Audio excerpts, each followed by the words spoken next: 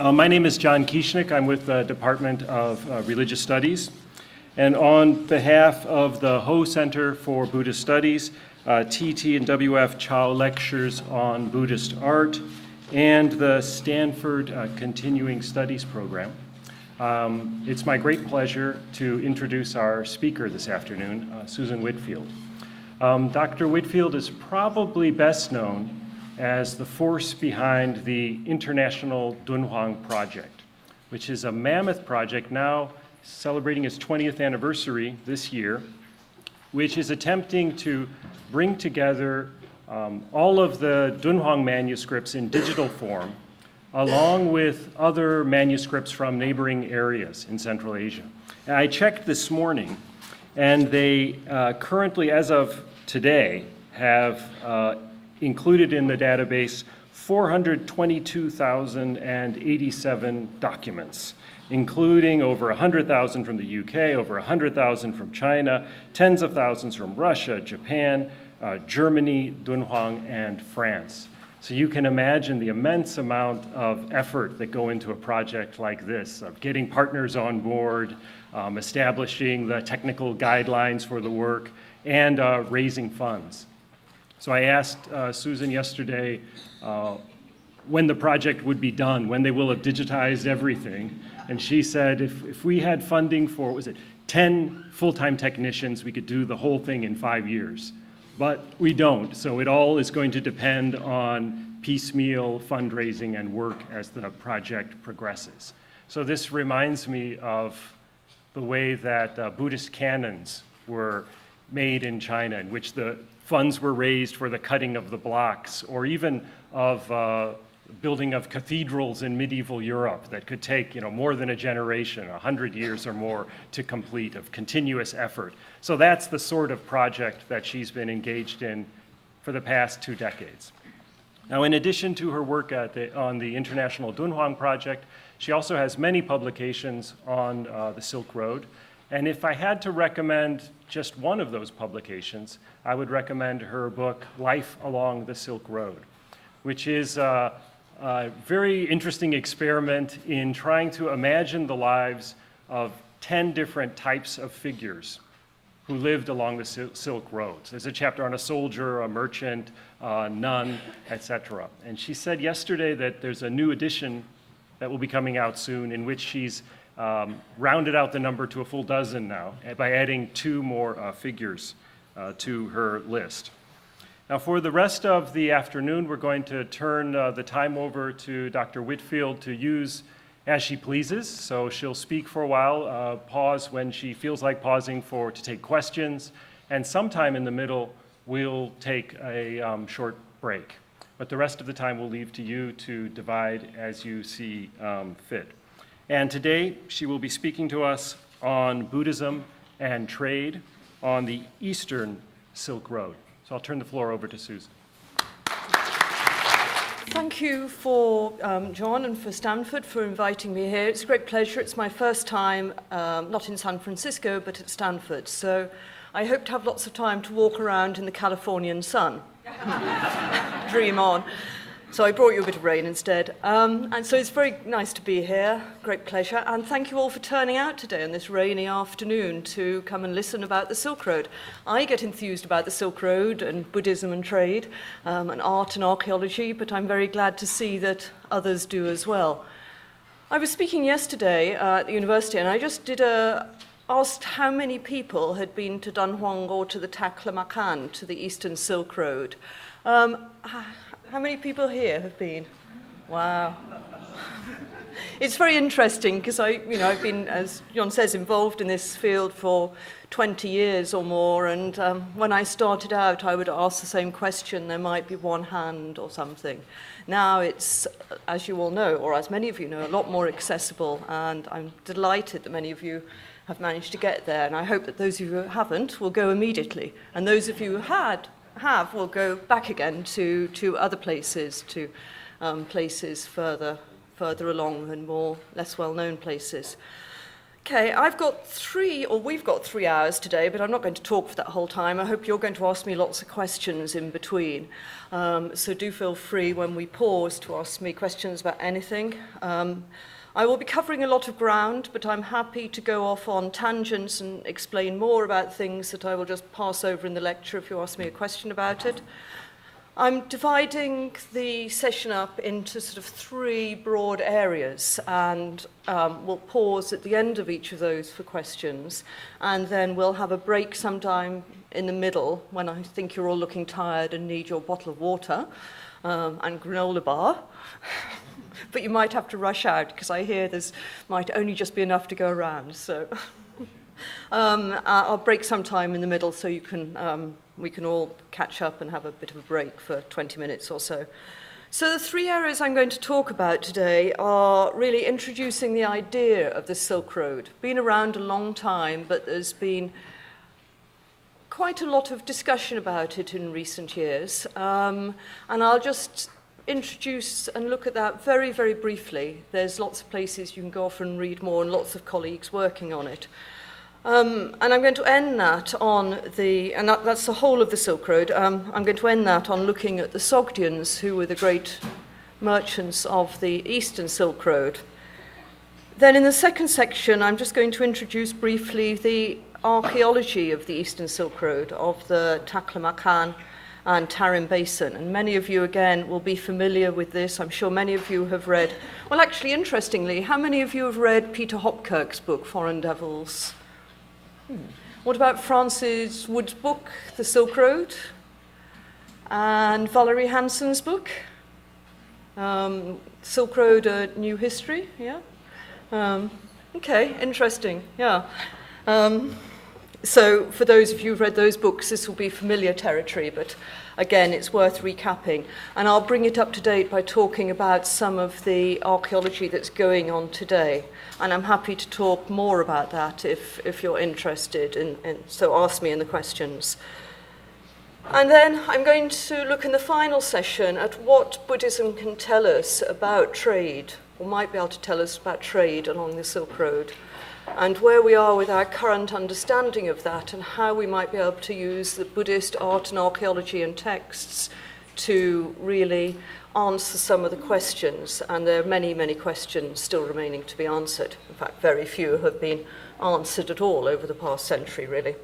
We're just speculating almost as much as we were 100 years ago. And looking at the role of the Sogdians and of Buddhists in trade, but especially on the Eastern Silk Road. Okay, so let's start. By the way, that's just me and that's the website. I'm sort of off the bottom, but the website of the International Dunhuang Project does give free access to all this material that's digitized and lots of contextual information, lots of historical photographs, lots of catalogues, other information about this whole area. So please, it's for you. That's who we created it for. So please do go and use it. The Silk Road, when and where? Well, whenever I'm lecturing to students, I always start with this because it's good to have a definition of an area you're talking about. Especially of a term as contentious and as general as the Silk Road. But I would say sustained long-distance trade routes across Eurasia by land and sea, connecting Central Asia, and this is really the heart of this argument, with China, India, Iran, the Middle East, Rome, and Africa. In other words, the rest of Eurasia, Afro-Eurasia at that time, starting the end of the 2nd, beginning of the 1st century BC. I'll discuss this a bit more. There's often certain events are thought to be associated with the start of the opening of the Silk Road. And of course, whenever you have an event in time, it's really just shorthand for a longer process that takes place over decades or centuries. But they certainly encapsulate something about the opening of this area over this period. So many of you will be familiar with the Han Emperor's imperial mission of Jiang Qian, who went off in 138 BC to try to elicit the support of peoples who lived much further to the west of China in present-day sort of northern Afghanistan, around there, the Urger, to help them in a battle against the Xiongnu. Jiang Qian was gone for quite a long time. He was captured by the Xiongnu on his way out of China, westward. He was kept as prisoner of war kept as prisoner for a long time. He married a local woman, had a kid, escaped, got to the Uyghur, found out they weren't interested. It was a long time ago, and they were very happily settled in their new homeland. Came back, was captured again, escaped again, and managed to get back to China and report on his long mission. Poor man then wasn't given any respite. He was sent off again to try to find routes to the southwest, through southwest of China and into East Asia, Yunnan and everything. Wasn't successful in that, but of course that was a very important trade route as well. But what his mission did do was, again, very briefly, and again this sort of encapsulates much more complexity, was it showed that led to a Chinese market for horses. Now, they already had a market for horses. They needed horses because the Chinese, in order to battle the people on their northwestern frontiers, such as the Xiongnu, had to adopt horse riding as one of their military skills, not an art of Confucius. The arts of the gentleman and Confucius were archery, were other skills, but horse riding wasn't among them. It came in later, and then about the 300s BC, 4th century BC, and then the Chinese military had mounted cavalry and chariots in order to battle the people on their northwest frontier, and they needed horses. They didn't have a lot of horses in China, and at this time they got most of the horses from their northwestern frontiers. But when Jiang Qian went west, he went to the western regions, he came back with reports of these wonderful horses. I should say the Chinese up to then had got mainly ponies from the steppe. He came back with reports of horses, magnificent horses from the Ferganan Valley, possibly the Nisaean horses that we see so famous in Turkmenistan today, and which are thought, of course, one of them is thought to have been one of the original horses that gave rise to the thoroughbred. Very, very fine horses.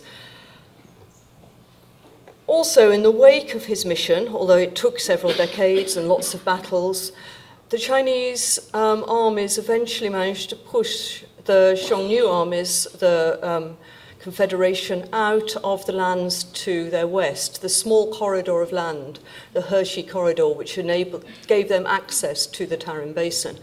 And so they took control of that and sent garrisons into this area to keep the peace and stability, so enabling traders and merchants and others to travel this with a reasonable amount of stability and chance of making a profit. Around the same time, there was a famous battle between the Romans and the Parthians, the Battle of Carrhae. And this is often cited as the first time the Romans saw this wonderful textile, silk, carried by in the battle banners of the Parthian soldiers. And they were so besotted by it that this is said to be the start of the Roman thirst, the Roman desire for this wonderful textile, previously unknown. For clarification, there was wild silk that was cultivated not cultivated because wild silk isn't cultivated. There was wild silk outside China that was made into textiles, but the cultivated silk of the Bombyx mori was still a technology that was only known in China at this time. Again, probably the truth was a bit more, the reality is a bit more, took place over several decades, but it's nice to have this date and to think about that as a seminal date. So the Roman market desire for silk, and the Battle of Carrhae really fixed the borders between the Parthians won the Battle of Carrhae, but it sort of fixed the borders between the Roman and Parthian empires, and so there was a peace and stability from the shores of the Mediterranean across Mesopotamia, what is now Iraq, Iran, and to Central Asia.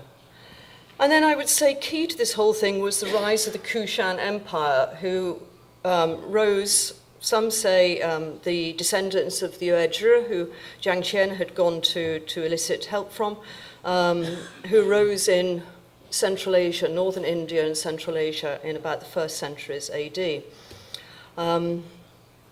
They therefore, for the first time, united a whole area of Central Asia and enabled routes, the peace and stability on the routes, both north and south and east and west. So down into India, north into the steppes and the great Turkic empires there, and east into the area that the Han Chinese by now had garrisoned, the Taklamakan, and then west to the Central Asia and the Parthians, and thence to Rome.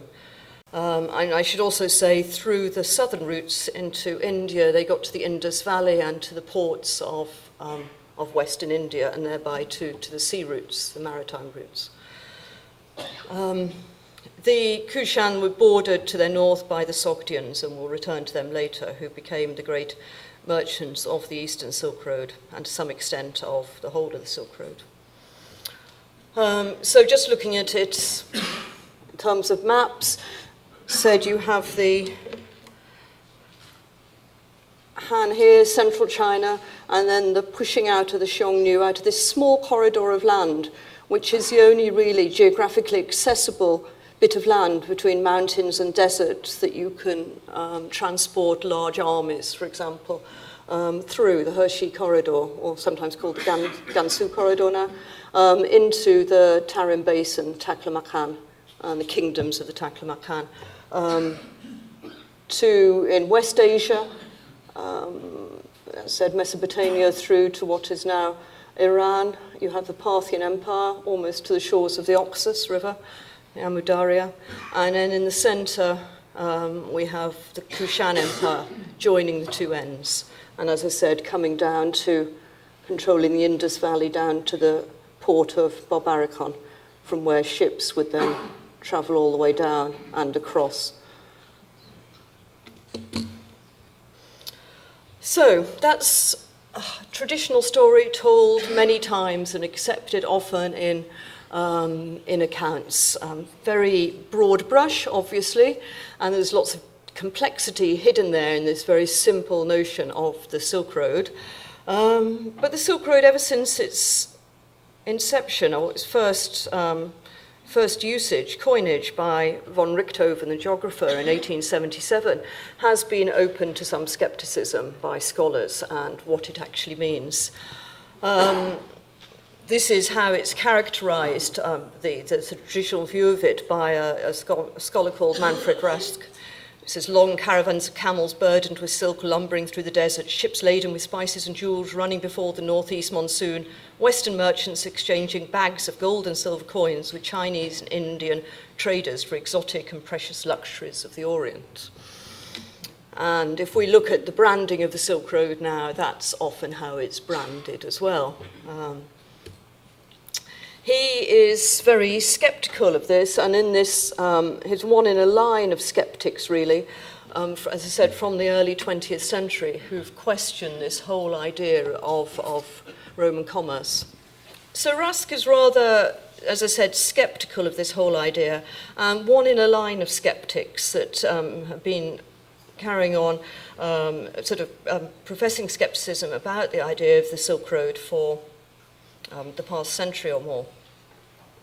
So in this study, he talks about how Rome's commerce with the East appears in modern works of synthesis as a curious unnatural combination of fantasy and statistics, romance and economic theory.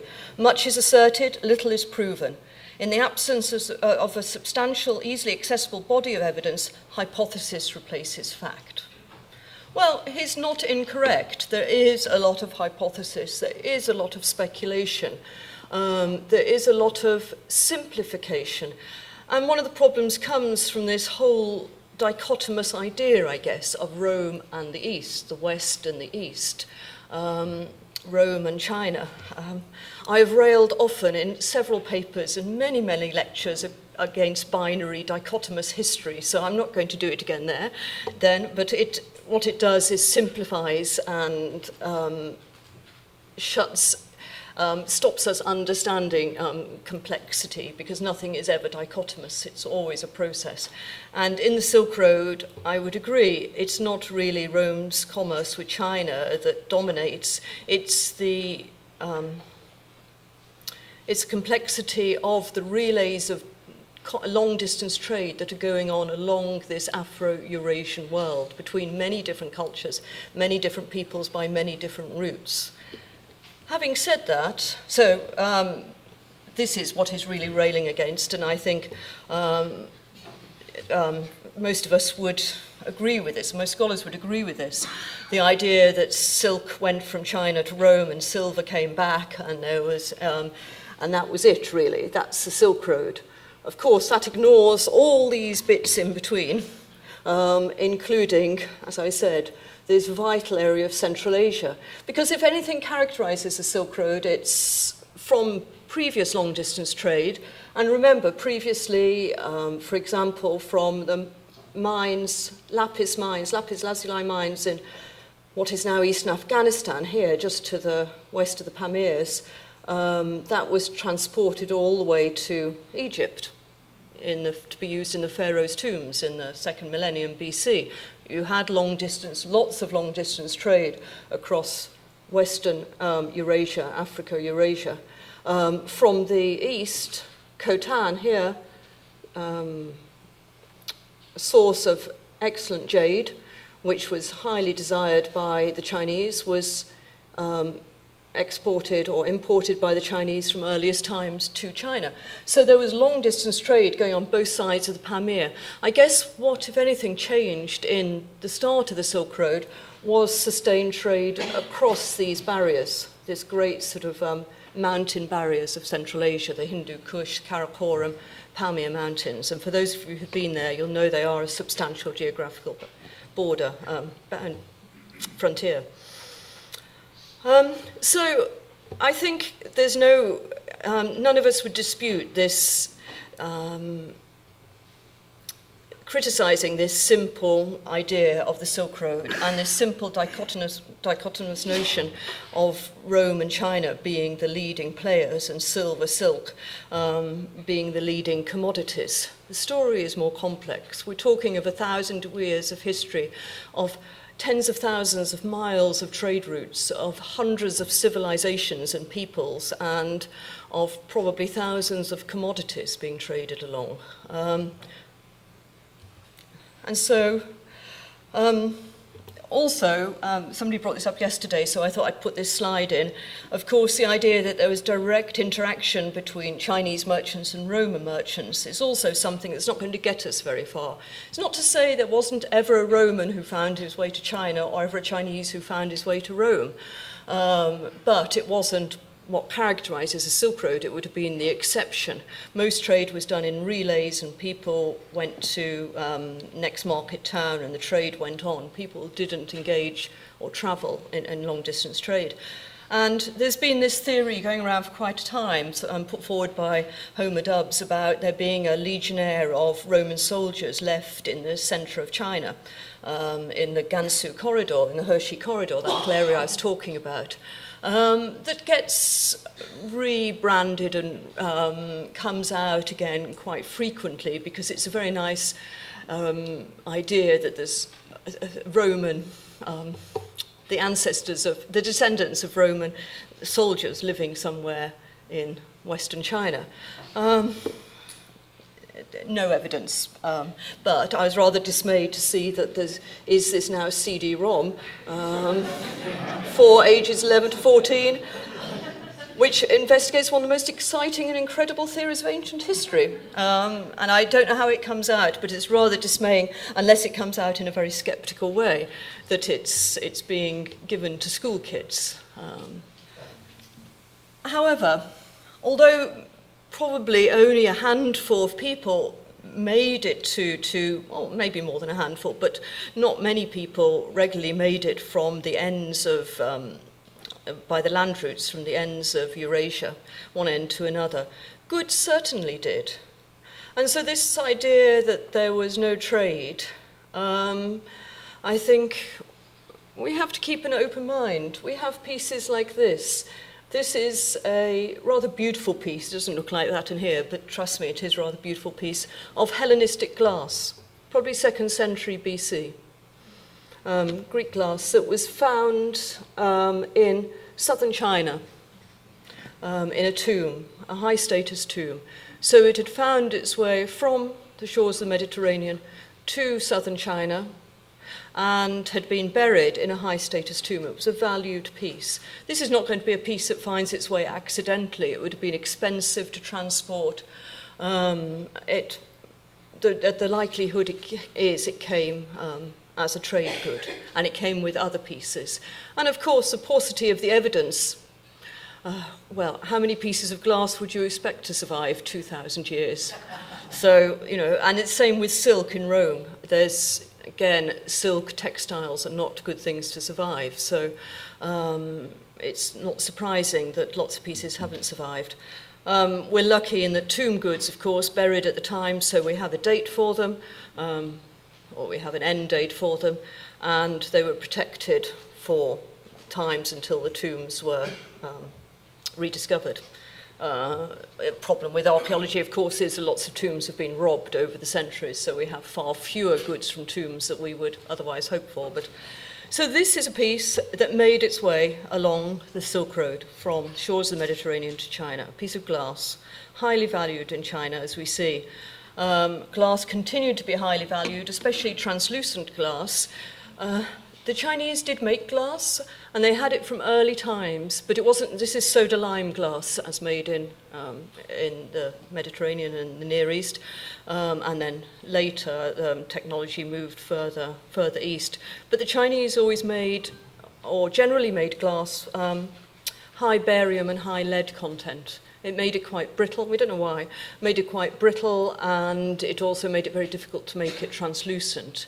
And translucency was highly valued.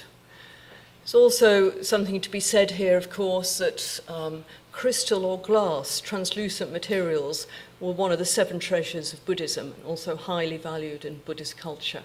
And we see many items of crystal or glass, crystal especially in reliquaries and other places, offerings in Buddhism. So the Chinese had glass, but they still valued this much more translucent and finer glass that came from Greece first, and then this is a Roman piece found in central China, produced in Rome, in Roman Empire, found in central China in a tomb from the 6th century, I think. So this is probably a 5th, 6th century piece, and it was found in a 6th century tomb in central China. Probably came by land, might have come by sea, we don't know.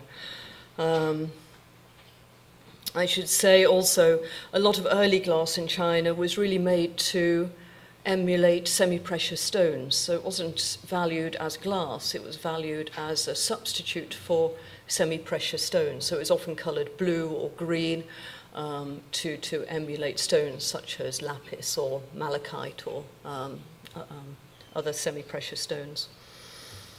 As I said, the reality is a lot more complex. We do get pieces going all the way from the shores of the Mediterranean, probably many of them by sea, and some of them by land, or by a combination of both, to China. So the first piece was found just here, the Greek piece. The other piece was found in central China around here. So the first piece almost definitely came to China by sea. The second piece could have been sea, could have been land. Certainly, again, one of the pitfalls of Silk Road scholarship, I'd say, over the past 30 years has again been this division into land routes and sea routes. And there's been different groups of people in different conferences and different books looking at maritime routes and looking at land routes. You can't separate out the two. If you were, for example, mining something like lapis in Afghanistan, you might then send it down to a port in India and then send it by ship. Vice versa, you get frankincense and ivory coming from the Aksumite kingdom, from inland of there, what is now Ethiopia, Eritrea, who were great merchants in the first few decades of the first millennium, and frankincense coming from Yemen, being sent by traders to India and then possibly travelling up by land as well. You get a combination of both. And it also depends on what goods you're transporting. Some goods, as we know, heavy goods, all the Chinese shipwrecks we've seen with great ballasts of porcelain, heavy goods are much cheaper to transport by sea. Even if there's a risk that you lose, I don't know, 1 ship in 20 or something. I don't know how many ships were lost. But the number of maritime wrecks that are being discovered and excavated now, I think, is going to give us quite a lot more information on that. If you're transporting something like musk, which came from this area here, very, very high value product, very light, thought to be damaged with or compromised if it came into contact with water by some. It was cheap and easy to transport by land. A camel load of musk would be an awful lot of money, awful lot of goods, because it was so light but so expensive.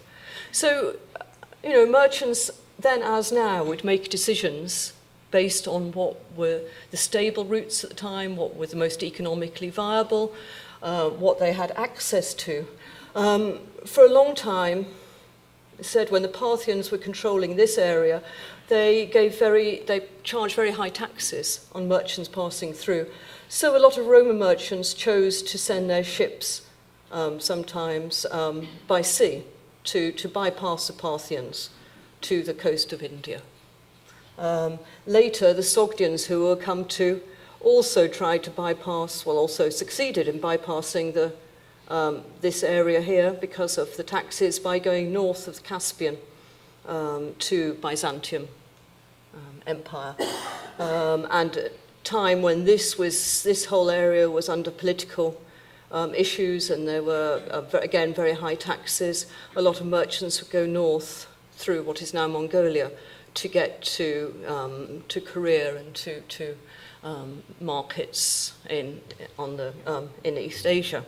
So there's no one route, and there's no one route at any one time. It's, you know, people did what they had to do to transport their goods and make their money. And it also, as I said, depended on what those goods were. But this idea that Western merchants, as Rask said, or Port Skornon, were exchanging bags of gold and silver coins with Chinese and Indian traders for exotic and precious luxuries of the Orient. Well, they were doing exactly that. In Sri Lanka, we have records of, maybe not exchanging bags of silver and gold, but of Ethiopian merchants coming and exchanging, and Parthian merchants coming and exchanging their goods for the silk that was being brought by ships from China to Sri Lanka. It was a great area where, in the early years, where silk was traded by sea. So it would come sometimes by Chinese merchants, although in this early days maybe more by Indian merchants who would sail backwards and forwards to Sri Lanka, bringing silk. And then in the markets in Sri Lanka, they would sell it to the Parthians and they would sell other goods to the Ethiopians. And we know this because of records, for example, in the early 6th century, the then Emperor, Justinian I of Byzantium Emperor, actually tasked the Ethiopians, the Axumites, with going to try to get a monopoly on the silk trade in Sri Lanka, because the Parthians were buying most of the supplies of silk coming from China, and then they were charging putting a very high markup on before they sold it on to Byzantines. And Byzantine Emperor wanted to undercut this, and he said to the Axumites, "You go off and try to buy it all in advance of the Parthians." The Sri Lankans weren't interested in this. They had been selling to the Parthians for many, many years. They had a good relationship. They didn't want to get a new middleman. They didn't want to get a a new trader, so they carried on selling it to the Parthians. But it shows, in fact, that these merchants were going there and buying silk and trading their goods. I put up this piece because it's one of the very, very few extant pieces that we might have of either Axumites or Yemenis at the time in about the 5th, 6th centuries in a battle, soldiers here.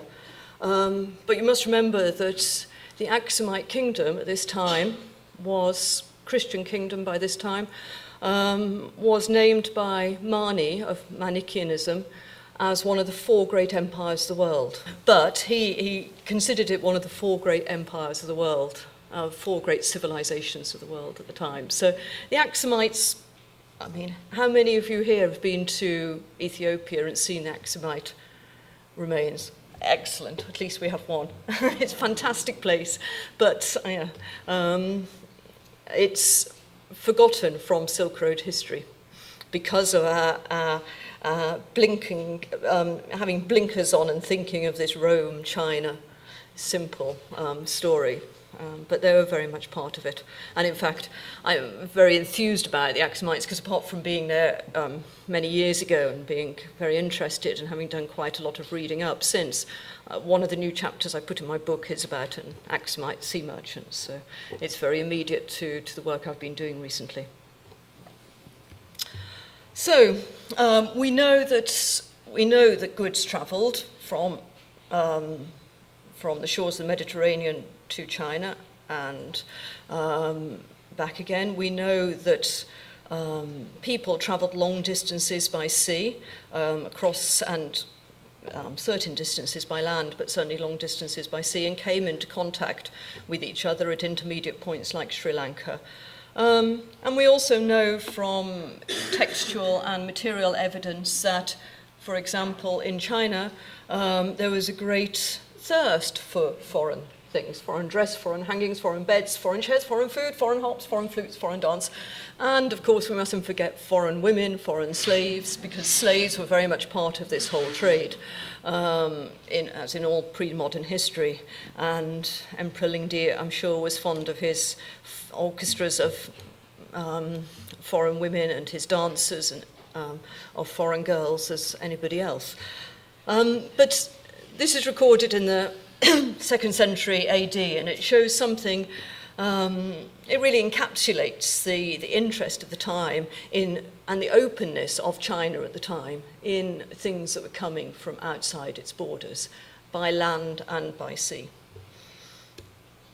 One of the foreign dances that became very popular in China was the so-called Sogdian whirling dance, depicted often in Buddhist murals and other tomb depictions, other paintings of the time.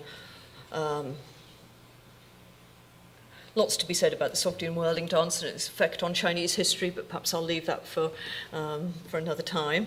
But of course, what this shows is the fact that while we do have goods going from between the two ends of this great landmass, lots of goods were travelling part of the distances, lots of intangible and material goods were travelling some of the distance, not all the way, and being exchanged, going by relay, if you like, and taking ideas and cultures some of the way along this great landmass. So it was with Sogdian dance, which came into China at this time, polo playing, which by the Tang Dynasty China, by the 7th, 8th centuries, was a great fashion among men and women, aristocratic men and women of the Tang court. And there are many lovely models, this is Guimet in Paris, of polo players, male and female. And of course, there's so many things to be said about a piece like this. Shows polo playing, an import into China from Central Asia, maybe Persia. There's a lot of people claim, it's like chess, lots of civilizations claim that they invented it, but the reality is we don't really know. But it came from somewhere, Central Asian probably. But this is one of these fine horses. It's not a little pony. It's dappled Dappled horses were more highly prized, as indeed they're more highly prized now in many cultures still. So Romany cultures still value skewbald and piebald horses more highly than single colour horses. Many cultures still value, horse cultures value dappled horses. There's a researcher based here in the States who's been doing work on the Central Asian origins of the Appalachian horse. So there's lots to be said, not only about the ride, what it's depicting, the polo playing, but also about the horse. And we could say many things about the decoration on the saddle and blah, blah, blah. Also, the woman, the dress she's wearing. Again, if you think back to traditional pictures of Confucius in China wearing a long gown, completely impractical for horse riding. So by this time, by the 7th, 8th century, although horse riding started off as a military need, it had become an elite fashion, an elite sport. And the elite of China had to adopt what they called foreigner's dress to do it, men and women. So they would wear baggy trousers tucked into leather boots, often with a gown over the top. She sort of seems to be wearing something slightly different, but something that would enable them to ride astride horses very easily, the foreigner's dress. So, and there's somebody else who's done his whole PhD on hats of Central Asia, because there's an awful lot to be said about hats, but anyway, I won't go into it here. But you see, one piece like this can tell us so much about this movement of cultures, because the Silk Road isn't just about movement of a piece of glass manufactured in Greece to end up in a nobleman's tomb in southern China. It's about the transmission on the way of all the ideas, the technologies, the iconographies, the music, the dance, everything that comes along with humans, food. It's about that transmission and its adoption and adaptation by different cultures, different parts of Eurasia. But again, we see this movement of cultures not by a single transmission, but by a series of sort of relays happening over time. In this piece here, this is a piece, gilt silverware, made in Bactria, what again is now northern Afghanistan, Balkh. Very famous, of course, because of Alexander the Great, and its influence from Alexander the Great, who set up a colony there, and its continuing use of the Greek alphabet and many Greek motifs for the centuries after. And we see that very clearly in this piece, which was probably made in about the 5th, 6th century. It's in a 6th century tomb in the Ningxia in sort of western China, but a lot further east than where it was made. Well, it's got this quite clear Sasanian pattern around the bottom, but the little head is quite Bactrian on the handle. But the motif is, as is this motif, which again a textile made in West Asia, is very Hellenistic again. And what it shows is the story of Helen of Troy and Paris, except in the telling and the centuries and the movement over several thousand miles, and I said several centuries, you've ended up with Paris having 2 apples rather than 1. And they don't really look like apples either. They're more like tennis balls, but there's some sort of fruit. But that's the story retold in this distant land several centuries later and depicted on this beautiful piece, which was then traded and moved into China, and again was buried in this very high status tomb, so it was a very highly valued piece.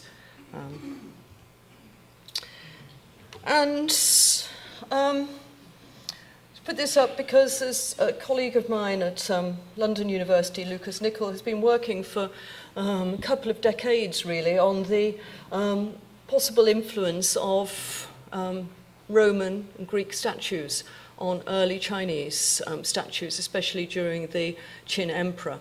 He's published quite a bit on this now. But again, I mean, it's a hypothesis, but an interesting hypothesis that, again, this idea of massive, large lifestyle statues, larger and larger than lifestyle statues, came into China in about the 3rd century because of these links. And just another, we know this is obviously a coin, but this was a coin found with a corpse. And of course, there are many, many burials in Western China, Northern China, Western China, into the Taklamakan, where the corpse is buried with a coin in the mouth. It was a coin that had been ceased to function as a coin by the time it was given this purpose. But of course, it also recalls the whole idea of paying the ferryman to cross the river. We don't know whether there's any link. There might have been other traditions. And therein lies the rub, because human beings are human beings. They often come out with the same ideas, the same technologies at the same time in different places. So it's sometimes difficult to know whether there's a clear connection or whether there's a tenuous connection or whether there's no connection at all. But there's certainly worth considering, given the interconnectedness of Afro-Eurasia at this time. And as I said, although the Chinese continued to value Roman glass, other peoples along the way realized there was a market in China for such glass and started getting the technology and producing it themselves. So this is another piece found in China, but a Sasanian piece made in Sasanian Persia. Soda lime glass blown piece of glass. The foot was added later and then exported into China. And in fact, the Sasanians became very proficient at glass, and we see lots and lots of Sasanian pieces in China from this time as well, around the 6th century. We've seen this piece made in Bactria, very, very similar piece, but much more austere, and with the head on the rim rather than the handle, staying with the granulation, very Sasanian granulation around the foot. But this is a Sogdian piece. Sogdians, northern neighbours of the Bactrians, but again had developed these skills and sold these pieces into China, where they were very highly sought. And the Chinese, who had skills in silver and gold making, or certainly had artisans who could do gold and silver making at this time, but often they replicated these pieces in pottery, using ceramics, because an art of which they had very, very high skills in. So you see lots of replications of the gold and silver pieces in ceramics in China as well as lots of these other pieces made in Central Asia. And just as these technologies originating in Greece and Rome, such as glassmaking, moved along as there was a market for them further along the Silk Road, and other cultures like the Sasanians and the Sogdians learnt the skills and started producing. So did Chinese silk making and the skills of silk production and weaving move westward out of China and get taken up again by the Sogdians, the Sasanians, the Byzantiums, and people en route, who then sold the silk sometimes back to China, sometimes onwards to Rome. So there became many people along the way, both not only as agents, not only selling on goods from either side, but also producing manufacturers along this whole route, producing goods that were of interest to both ends of the route. So, as I said, we mustn't concentrate on the end, we must look at the middle as well. This is a beautiful piece, and it's in the Cleveland Museum of Art. It's been exhibited there, and it doesn't give a provenance. I mean, it was a bequest, but thought to be it's a small boy's jacket made in Sogdia, in Sogdian silk, but lined with Chinese silk. And we don't know for what market it was made. And here's another, but I think it was found in China, so it was moved eastward from Sogdia. And this is another piece of Sogdian silk showing a battle scene, but this moved to eventually to a church in Europe. And in fact, churches in Europe are one of our richest sources of silk from Central Asia and China. Many, many pieces have come to light because they've been stored and well kept over the past millennium or so. So just very briefly, I'm going to end on the Sogdians and I'm going to give you a chance for questions, and then perhaps you can decide whether you want your break now or later. You can tell me.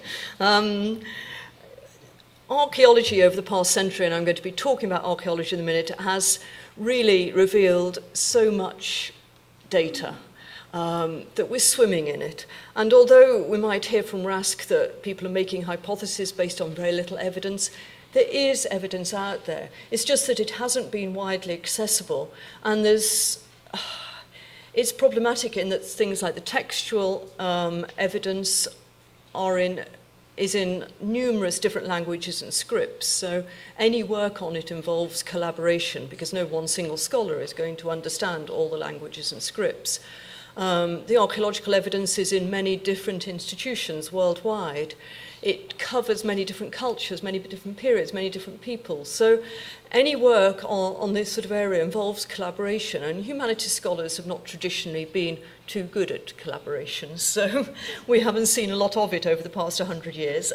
Maybe we saw more of it in the early 20th century, but I hope now that that's changing. So just doing a quick search on the database this morning, there's an IDP for Sogdian, Sogdian language. It's actually a Sogdian and Syriac manuscript, but it came to, so far on the database, over 1,000 texts. And this is one of the lesser well-represented languages of the collection. And if you look at these, you get some absolute gems, which just give us a wonderful glimpse into trade on the Silk Road. And the fact that there was trade on the Silk Road. This is one of a series of a handful of letters that were written by Sogdian merchants. And we'll look at the map in a bit and see where the Sogdians were and where they went. But the Sogdian merchants came from towns, city-states like Samarkand and Bukhara in Central Asia, set up or sent agents to control trade all the way on the Eastern Silk Road from Samarkand, Bukhara, Khiva, Penjikent, through the Tarim Basin into China. And there were settlements of Sogdian merchants. Now, we heard about these, we knew a bit about the Sogdians previously from the Chinese histories. We knew they existed. We didn't know their influence or their scale. But one little find like this, and these letters were discovered in 1907, really just transformed our perception, our understanding of the role of the Sogdians. As I said, this is one of a handful of letters that was written by merchants in these routes from the Hershey Corridor to Dunhuang to people, other merchants or family further west all the way to Samarkand. So they were probably given to a fellow merchant who was travelling back this route, and he was given them to pass on to family when he got to, pass on to the recipients once he got to these places. I mean, they weren't carried by a postman. That's what I mean. They were carried by a... Unfortunately, we have no idea why, this bag of letters was left about 15 miles northwest of Dunhuang at the defensive walls, the so-called Great Walls. Maybe he had a heart attack, maybe he was attacked by bandits, maybe they were confiscated by Chinese officials. We have no idea. The bag of letters was left in this remote desert location until it was discovered in 1900. The letters themselves date from 313-314. That's the time. We know that because of events they describe that are happening in Luoyang in China at this time.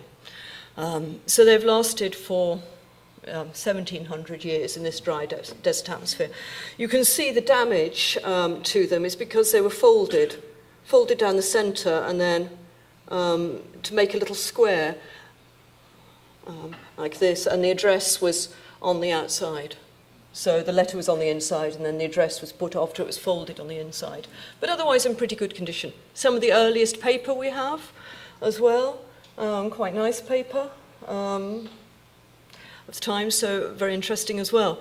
But the letters, as I said, tell us quite a lot about, well, they tell us that Sogdians were there in numbers, that they were involved in trade, that was their main activity. This one concerns, there's one letter, one of the letters mentions silk. This letter, I think, concerns musk and the prices because of these events in China having gone up, and asking the agent back home to send more musk out because you're going to get higher prices for it. So just as you would expect a trade letter to be. But it also tells of this guy who's writing it that he's rather worried he's not going to get back home because of political difficulties. And so he's also sending directives for what should happen to his son, how he should be cared for financially and otherwise should he not make it back home. So in another way, it's a rather poignant letter. I'm not going to say more about this because you can, sorry, there you go. The person who's translated all these letters, Nick Sims-Williams, who looks about 20, he always looks about 20, he looks like Harry Potter, doesn't he? An eminent professor at the university in London and a friend recently wrote us a blog. We've been having a blog as part of our 20th anniversary celebrations and getting lots of our friends and around the world to choose a favourite item and write about it. So in his blog, which was posted on Friday, which is out there at the moment, you can read what he says about this letter. So you should read him rather than me, given that he's translated and worked on these letters. As you see, you can't quite see there, but it says a bit further down that his teaching has covered 7 Iranian languages: Avestan, Old Persian, Middle Persian, Parthian, Khwarezmian, Bactrian, Sogdian, and the next one goes off the page. So you can sort of see the sort of language skills you need for this area, and that's just Iranian languages. But I will tell you about this letter, and then I'm going to pause and we'll have some questions. It's another of the letters from these postbags, from this postbag, and it's written by a woman, the wife of a merchant. I'm sure many of you have come across this letter before, but I can't resist showing it because, again, in history of this time, we might hear a bit about merchants. We hear more about officials, government officials, than anything else, because that's what the official histories tell us about, kings and officials. But we might hear a little bit about merchants through some of the other documentation or some of the finds. But we hear very, very little about women. Not surprisingly, they didn't have that sort of role where they would come up in written evidence, textual evidence. This is an exception. This is written by one of the merchant's wives, Mine, who's comes from Samarkand, and she's moved to Dunhuang. Long, long way away, completely different culture, very, very far from home with her husband for his business. So they're living in Samarkand together.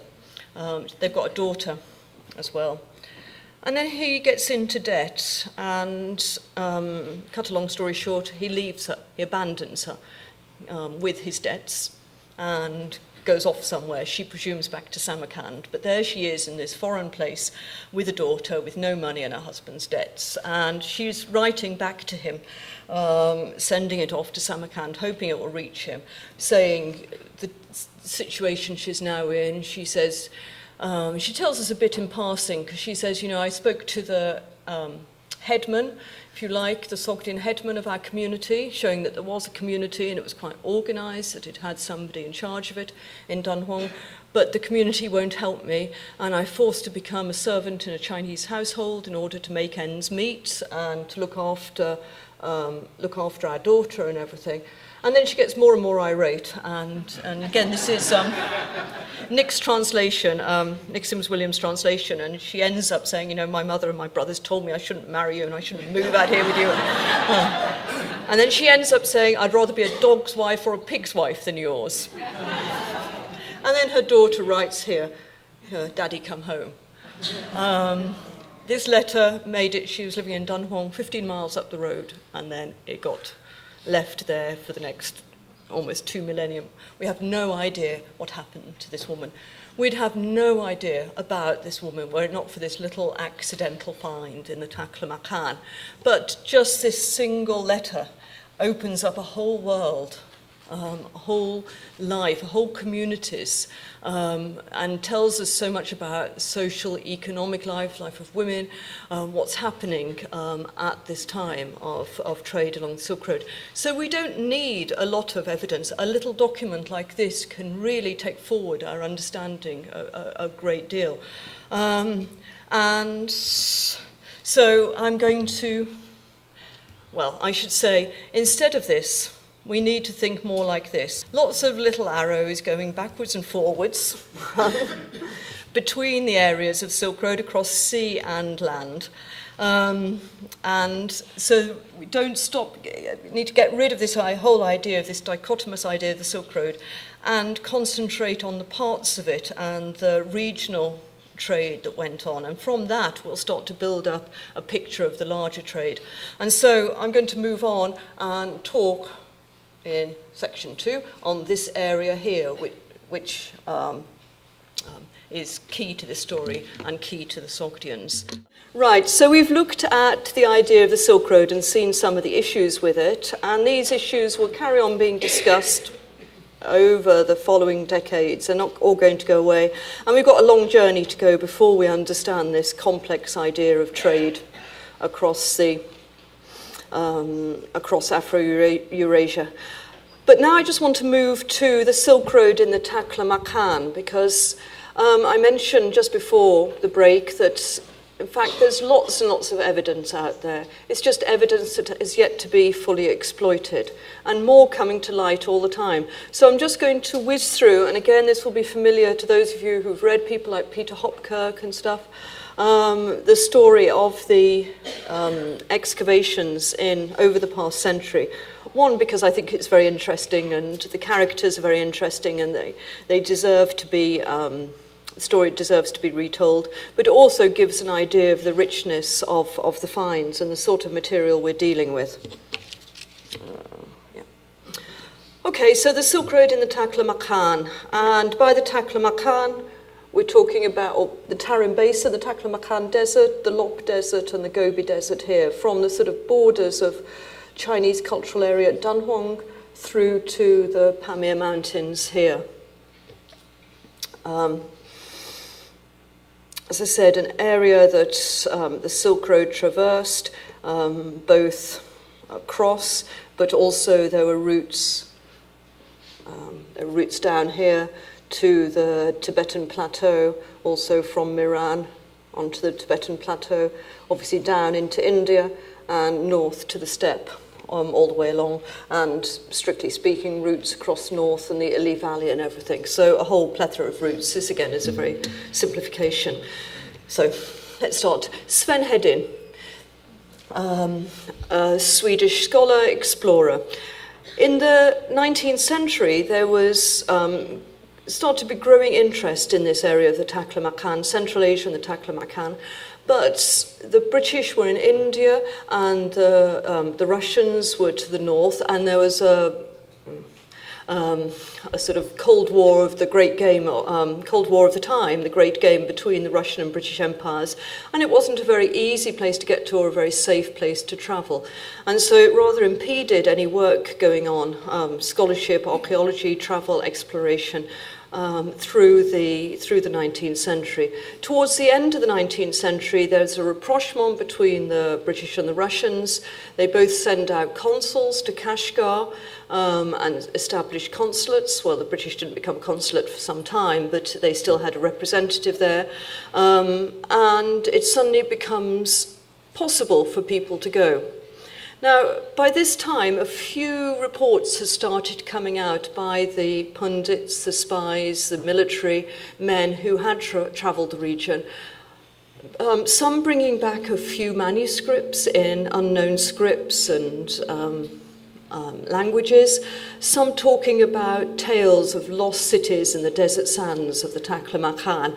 So already the appetite was whetted of European scholars interested in exploring more. And one of those was Sven Hedin, and, sorry, I'm echoing a bit, sorry about that, a Swedish scholar who duly set out on any number of expeditions from the late 19th century through the next decades, right into the 1930s, when he carried out joint archaeological expeditions with the Chinese by the 1930s.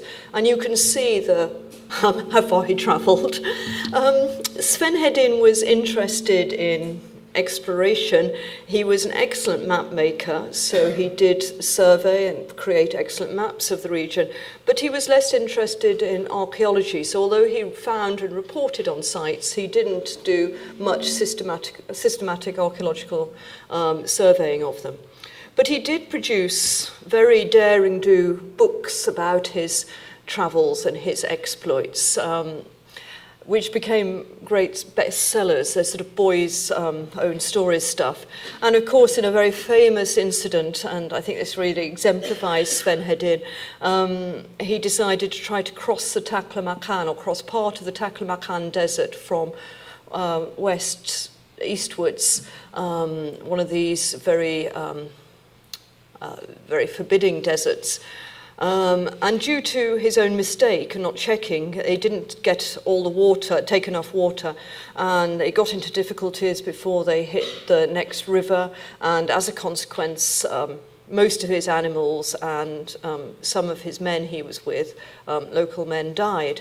And he used to draw pictures which illustrated his books and his accounts, and this is an illustration showing this. And he plays it up. He shows a great adventure going out at this, and then this terrible lack of water, and them struggling through the desert, and the camels dropping down dead, and blah, blah, blah, blah, blah. And very, very popular, very evocative, and people loved them, but of a certain style. But he was, I said, he was an excellent map maker and serious about the places he reported on. So although he gave this public face, his work behind the scenes was very, very useful. And there were lots of other scholars who were reading this voraciously and hearing about his exploits and were very, very keen to follow in his footsteps. It's just one of his maps.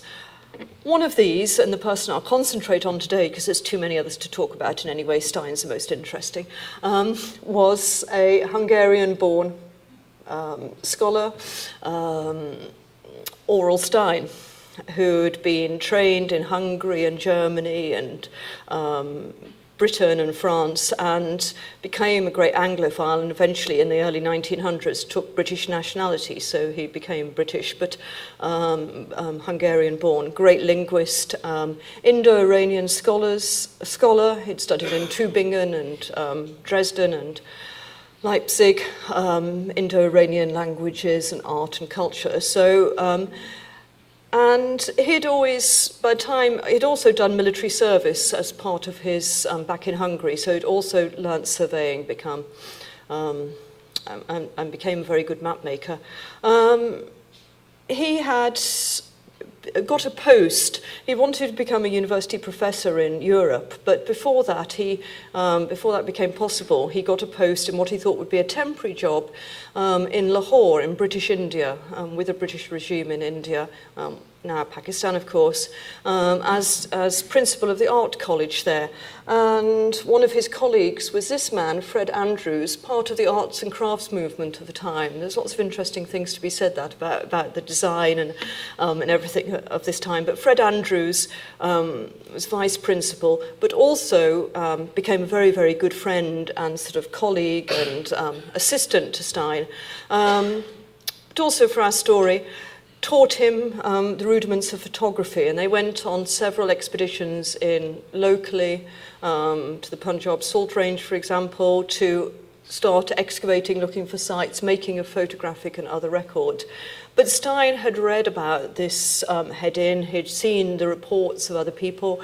One of his mentors was Rudolf Hernley, who at this time was in Calcutta, great scholar who was this time during the 1890s trying to decipher some manuscripts that had been brought out, more of those later. And he really thirsted to go out and explore this region himself. He wasn't rich, so he had to fundraise. He had a job, so he had to apply for leave, but he was indefatigable, so over the next few years, he just sent off letters, fundraising, blah, blah, blah, and eventually got permission to go on his first expedition, setting out in 1900. Of course, while he was in Lahore, he was made good use of his time. The museum in Lahore, immortalized in Rudyard Kipling's Kim, the first chapter when the Lama shows him around the museum. Rudyard Kipling's father, Lockwood Kipling, was curator of the museum, had wonderful collection of art and Gandharan statues. And in fact, this is a photograph taken by Fred Andrews of a piece in the Lahore Art Museum at the time. So Stein was also looking at lots of art of the region. He was also producing a translation of a Kashmiri book at that time, as well as doing his work. And he writes about the Silk Road. It's obviously something a concept that he knows about and accepts. So he writes about this, is actually in his first book, and says a caravan road in frequent use for the silk trade from China into the Parthian Empire. And this is part of his interest in going to this region. But he was particularly interested in this region, which he calls Serindia, China, India, because of its geography and its sort of cultural interaction, its position between these great cultures of India, China, Tibet, Sasanian Persia, Turkic to the north. And what he would find there in terms of the amalgamation and interaction of these cultures. So he describes this area's geographical limits, drainage-less belt between the Pamir and the Pacific in the east, which formed the special meeting ground of Chinese civilization introduced by trade and political penetration, and of Indian culture promulgated by Buddhism. And he was to spend the next 30 years of his life exploring and writing about this region. So from 1900, in his first expedition, he went on 4 further expeditions. The 4th was in 1930 and actually was aborted for political reasons. So he didn't have any finds from that expedition. But the first 3 expeditions to this area, between 1900 and 1916, he travelled tens of thousands of miles, was away for 3 years on his second and third expeditions over 2 to 3 years, and made records of numerous finds, archaeological sites and finds. So he was particularly interested when he first set out. Bear in mind, he was down here, so he was already based sort of in North India, so what is now Pakistan. So when he travelled, he could travel up through one of the passes, the Karakoram, the Wakhan, to Kashgar, where the British consul was, and where he would stop first to get his camels and make his packing cases and hire his men so that they could set out. And he was particularly interested in 1900 in exploring this region. As I said, a few manuscripts had started coming out, and his mentor, Rudolf Hernley, was working on quite a few of these, trying to decipher these strange manuscripts in an unknown script. And he was interested in Khotan, the land of jade, and where silk came out too, and where there was silk industry and a paper industry and other textile industries during the first millennium, because he thought it would be a very interesting mix of Iranian, Indian and Chinese cultures. And in fact, here he is in more usual togs in the middle of the desert with his dog, Dash. We have a website on Dash. He had always had a Dash. He had 7 Dashes, all fox terriers bar 1, and they were Dash 1, Dash 2, Dash 3. I mean, not all at once, consecutively. When one died and they all came to sticky ends, eaten by leopards or run over by Oxford buses or whatever, he would get another Dash. So we do have a little website giving the biographies of all the Dashes. Should those of you wish to see, can view it. In more usual gear. In fact, Khotan was exactly what he expected. He calls it a kingdom of remarkable diversity. It was a Buddhist kingdom, above all else, but a Buddhist kingdom with art, with its own language, with its own style, which was unlike anything he'd seen before. As I said, it was indeed this curious, this amalgam of influences from its place in the Taklamakan, and the influences coming from all directions. This is a website from an exhibition I did in 2004, so you can see many of the items from here. Just to say, although Khotan had its own language, Khotanese, an Iranian language, written in Brahmi, an Indian script, again showing that curious mix. Other manuscripts in other languages have been found there, and gentleman just came and asked me about a Hebrew manuscript, and indeed one Hebrew manuscript has been found in Khotan at a site, Dandan Oilik, a Buddhist site to the north of the kingdom. Hebrew script, but Persian language, so those of you who think you're going to read it and will find it a bit difficult, might understand the script, the Judeo-Persian manuscripts. There's certain been written about Jewish traders on the Silk Road, and especially the Radhanites, and we know that there were communities in Central Asia, but they never seem to have challenged the Sogdians, perhaps because the Sogdians already had quite a monopoly on Silk Road trade and controlled it in this eastern area. But we do have these little vestiges of the existence of Jewish merchants on the Silk Road, and this fragmentary letter discusses the price of sheep and other things. It's a letter, it's about trade. This was found at Khotan. There's another couple of pieces being found at Dunhuang as well, and a few other pieces occasionally come to light. But just again to show the diversity of the people passing through. But Khotan itself, Buddhist culture, but with very particular iconography. And here again, this is a Buddhist plaque found at Dandan Oilik, this Buddhist site to the north of the kingdom. And here we have a Khotanese document written. We do have some Khotanese Buddhist texts, but we have a lot of legal and administrative documents written in this, on these sort of manuscripts that were wooden. And the case, I think this is one about water rights, and it was read by heard by the magistrate, and then the ruling was given on the inside, and it was the sort of lid here was pushed in, and then it was wrapped around with string and sealed. So it was a way of sealing, keeping a manuscript letter text secure. Lots of these very interesting types of manuscript.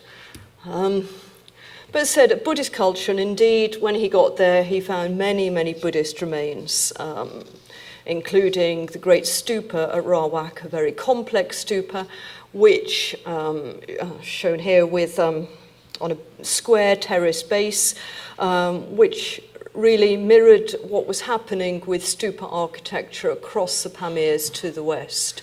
These stupas have become more complex since their introduction in India, in northern India, in the sort of 4th, 3rd centuries BC. And by this time, rather than just simple circular, on circular-based sutras like stupas like at Sanchi, we get very, very complex stupas with multiple square bases, much higher and quite great in scale.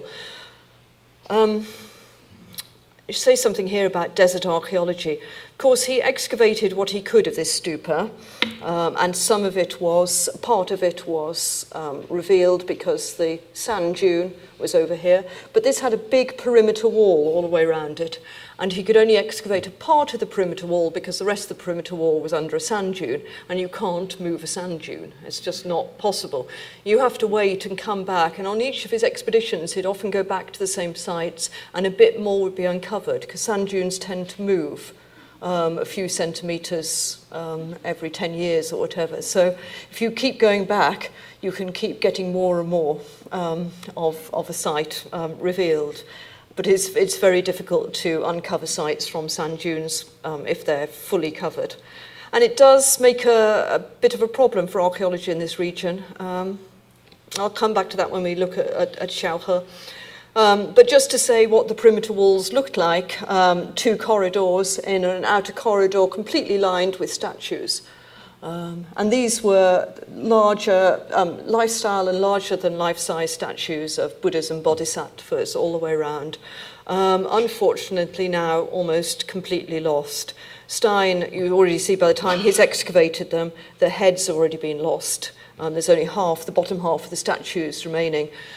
Sites in the desert, as long as they're covered by sand, they're pretty okay. But as soon as they're uncovered, the scouring effects of the sand and the wind and the sometimes flash floods, things disappear quite quickly. So Stein covered all this back up and left it, but over the following decades it was destroyed partially by treasure seekers and other people, because it's another issue. As soon as you go and express an interest in an area, then treasure seekers follow and tomb robbers and other people follow. And 2 things to be said about, Stein, he did use a rule to show scale, but he often usually showed people as well, also to show scale. So there's a meter rule there, or foot rule, but he also put people in a shot again to show the scale of the item. Rawak Stupa, and just to show it hasn't changed much, this was a picture from 2008. We've been carrying out work with the Xinjiang Institute of Archaeology to document the sites visited by Stein 100 years on. So we've been carrying out photography and videoing of them, and you can see all that online as well. Another thing to be said, these stupas, although the edifices remained, they'd all been, the relics that would have been kept inside them had all been stolen. I mean, centuries past, who knows, but none of them had the reliquaries or the precious, the treasures that would have been buried inside the 7 treasures of Buddhism. But again, as I said, Stein had done lots of excavations in places like the Swat Valley in Gandhara, or was to do so over the next 30 years alongside his Central Asian expeditions. So he was very familiar with this stupa form. And this is a stupa, in fact, excavated first, or recorded first, and excavated by Stein. Also, you see, it's been broken into for the relics inside, on a very, very similar model, and this is in the Swat Valley. There's an Italian team who are doing further work there at the moment, hence they've just come back from there and taken more photographs and records. So very, very familiar to Stein, very familiar with his Buddhist background, his Indo-Iranian background, all this. When he came into this area, the architecture was known to him. From Khotan, he went further east. Khotan was an empire that survived through the first millennium BC, AD, thrived through the first millennium. It was eventually conquered by the Karakhanids in 1006.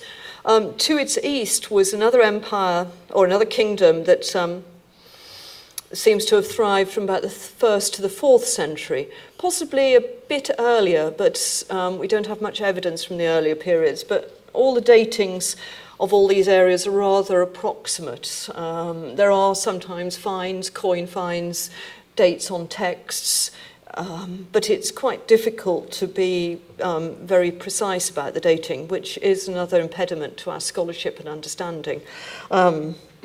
This is a place called Miran in the kingdom of Karena. I said just the next kingdom to the east. You can see here, this is Stein's plane table, which he used for surveying. You didn't survey in those days by having machines, you surveyed by drawing it on hand, meter by meter, on a plane table, by getting a point and triangulation. And if any of you have done plane table surveying, you'll know how long and time consuming it is, especially when you're in the desert and there's no landmarks. A few years ago, I found the last archaeologist in Britain who had trained in plane table surveying, because everybody uses machines now. And he came and did a couple of days with myself and colleagues, and we surveyed a little park just to the north of British Library. Well, over 2 days we surveyed about 2 square foot of it. I mean, you know. And Stein surveyed tens of thousands of miles. He did travel with an Indian surveyor, but as well, who often did parallel work. But it's tremendously difficult work. Stupas, sometimes the relics have been stolen, but sometimes, as well as statues, they had paintings on their corridors, ambulatories that you circumambulated the stupa with, and in some cases, Stein and other archaeologists removed these. These were sites at the middle of the desert. We can talk a bit about the rights and wrongs of that, but, and of course, now the recommendation is that wall paintings should never be removed unless it's absolutely imperative by UNESCO, but that's after many, many decades of discussion. These people didn't have the benefit of that discussion. They were just making it all up.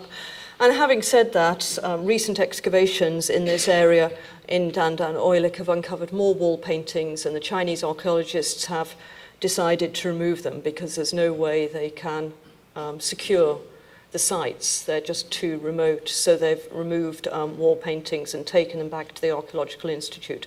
Unfortunately, this particular set, which is why there's black and white photograph, but showing the very, very influence from across the Pamirs, from the Gandharan West, nothing Chinese about this at all. First to fourth centuries, as I said. This particular set of wall paintings, which Stein struggled in midwinter with his developing fluid, freezing and biting wind and blah, blah, blah, to take a complete set of photographs, and decided not to try to remove the murals because they're on too thin a base, and they were later, again, destroyed by others. So when he returned trying to photograph them, they'd already disappeared. So this is the only record we have, apart from a few fragments. Okay, so this was Karena, next kingdom he went to, and he excavated very widely there at Nia and at Miran and Endere, ancient settlements in this kingdom, finding again wonderful objects. But this is not Pompeii. These weren't communities that were frozen in time, that were in the middle of their lives and suddenly arrested. They were communities that had abandoned the places, their houses, their settlements over time. So they'd taken everything valuable, or most things valuable, with them. And what was left was the detritus of everyday life, the stuff when you move house you leave in the bin bag or take to the charity shop, that sort of thing. So we have things like a broken mouse trap. Good thing to have, a mousetrap when you're growing grain, bits of a broken sieve, things like this, broken bits and pieces that were just left behind. Curiously, however, from one site, we do have, though, Stein did find caches, archives of buried documents that were clearly just that, archives of buried documents that had been left in these houses. Why they'd been left there is, again, open to speculation. We don't know, because everything else had been taken. But they provided immense amount of material for understanding these communities. This is at Nia, as I said, one of these communities that used to stretch up the river for about 20 kilometres, 25 kilometres. Large community with farmsteads going up the river. Large vineyards. If you go there today, you can still see the remains of the vineyards in the middle of the sand. You can see the ossified trees from this community that was abandoned, as said, in the 4th century. But these texts, again, show really the richness of this area and the interaction of the cultures, its place in this interaction of cultures. Written in a Central Asian script, Kharoshthi, which was only used over these few centuries, but the language is Gandhari Prakrit. So the language is, again, from across the Pamirs to the west, again showing the influence. Just to say something about Stein's archaeological methods. As I said, this wasn't a time when there was a discipline of archaeology. People didn't go to university and study archaeology. There weren't great books of theory and practice and standards about what to do or how to do it or what to record and everything as there are now.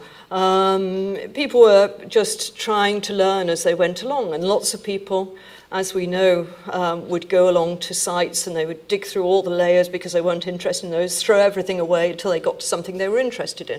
And as a result, we've lost much valuable material from archaeological sites. But as I said, there wasn't any good practice at the time. Stein was quite passionate about reading other people's archaeology and trying to practice it as best he could. So he read about Schliemann of Troy, Flinders Petrie, all these people talking about this newly emerging sort of discipline. And out of all his contemporaries, he was really exemplary in trying to put this new idea of documentation and carefulness into practice. And just to give an example of this, I think it's worth saying because it does make a great difference to the use that these documents have for us and that his finds have for future generations of scholars. Every night after excavating at a site, he would sit down, he would transcribe each find with a unique number. And N is a shorthand for near.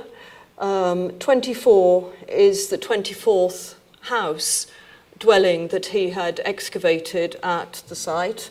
8 is the room within that house, and then it's the 22nd item from that room in that house. So we know precisely where it comes from. And in fact, here is Stein's map, plan, because he always drew plans, of residence 24 at Near, showing all the rooms. And here is room 8, and in fact he's written in this case, hidden archive. So we know exactly that this item comes from here. And this is, he's just alone among his contemporaries. You might think this is just what everybody would have been doing, but it's not. German explorers aren't bad. Sometimes they told us where things come from. Sometimes they just said from mountains east of Turfan. Great. I mean, there's about 30 sites in the mountains east of Turfan. At least we know the general find site. But, you know, this level of precision was really, as I said, exemplary at the time. And just to show you what these houses look like, and this was, as you see, quite a substantial residence. It had been rooms with seating platforms around, as in modern Central Asian houses that you go in now. So quite a big, a sizable residence with fields and vineyards around it and everything, and canals and roads and everything linking all these places. There we go. Sorry, I was just showing. There, that's what it looks like now. There's me standing in the place of the hidden archive at Near. All you've got left, and this is what, like when Stein was there, are these. Is the poplar wood skeleton of the house. But from Stein's plans and all the work he did, we know exactly where he excavated those items. So, and of course, going now is really, it's still quite a schlep to get there, and you have to camp there and everything. But compared to Stein's day, it's easy peasy. And you've got phones and all sorts of other things. So one shouldn't underestimate the amount of work and the effort these early archaeologists did. Stein at his plane table with dog Dash, just in your picture. Sorry, it's cutting off a bit of the thing. And just an example of one of his maps. This is at the Royal Geographical Society showing the southern part of the Taklamakan and Khotan here, and Kashgar here. Obviously, he's surveying the parts he travels through. That's why you get this line, because he's surveying the area he travels through in a certain boundary on either side. Now, I mentioned earlier that Stein's mentor was, one of his mentors was a man called Rudolf Hernley, who was professor in Calcutta by this time. He'd met him in London, and Hernley had been partly instrumental in getting Stein the job in India.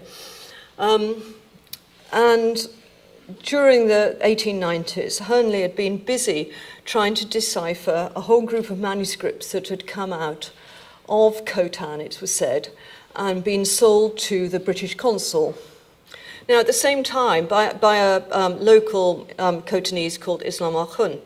At the same time, there was another local Khotanese selling similar manuscripts to the Russian consul. The Russian and the British consul didn't speak to each other, and so they could play off this antagonism quite well. And they were both selling manuscripts, they were each selling manuscripts to each of the consuls, who were then sending them back to scholars in their home countries to decipher. Because although there were peculiar things, and this is just one, there are all sorts of formats on paper, but all sorts of formats. Although the script looked vaguely like Brahmi, Indian script, the language, it didn't quite work as Brahmi, and the language was completely indecipherable. And I should say manuscripts, many of them were block prints as well.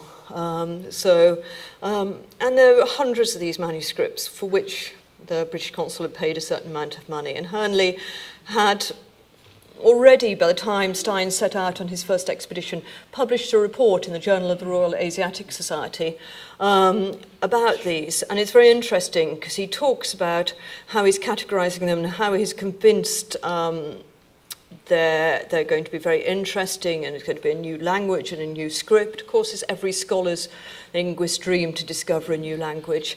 And it's very interesting because in the same report he quotes a letter from a Swedish missionary who was also Swedish mission in Kashgar, Mr. Backlund, who expresses doubts about their authenticity. And Hernley quotes this letter and then rebuts it and says, no, I think for A, B, and C reasons they are actually genuine. Well, Stein had his doubts as well, as did lots of people by this time, but obviously he had to tread carefully. And so when he came back to Khotan at the end of his first expedition in 1901, he set about tracking down the aforementioned Islam Akhun, creator or seller of these, purveyor of these manuscripts and block prints. And here he is shown with Dash keeping guard, as ever, after their 3 days of interrogation, when Stein basically sat him in a little room and shone a light into his eyes and said, what's going on, mate? And after, he was very... he's actually very complimentary about Islam Akhun. He was very taken by his intelligence and his wit, and it said it took him, 2 days or something before I eventually managed to trap him into a contradiction. And once he realized he'd been caught, he then admitted that all these were just completely made up manuscripts. And they'd started taking quite carefully copying the Brahmi script, and then they realized these consuls would buy anything, so they just used to make little block prints and keep repeating them all over the place, which Hernley had sort of said, oh, well, the repetition shows that there must be these sorts of texts and everything. So it just shows really scholarly cupidity when people want to really, how much people want to find something for themselves, and so how they can be taken in.